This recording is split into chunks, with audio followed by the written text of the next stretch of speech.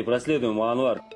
Если же автовладельцы не начнут ездить по правилам, то им стоит быть готовыми раскошелиться на немаленькие суммы. Пересечение стоп-линии обойдется казахстанским водителям почти в 7 тысяч тенге. Проезд по выделенной для общественного транспорта полосе за первый раз 11 тысяч с небольшим.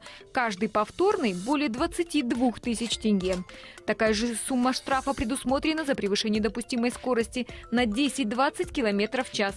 А вот если на момент встречи с камерой Сергек стрелка на спидометре вашего автомобиля была между отметками 80 и 100 км в час, то готовьте 34 тысячи тенге. Последователи пилотов Формулы-1, разгоняющие свои машины в городе свыше 100 км в час, за жажду скорости должны будут выплатить 68 тысяч тенге. А теперь внимание! Каждое повторное нарушение скоростного режима по любой из 3 категорий еще минус 90 тысяч тенге из вашего бюджета.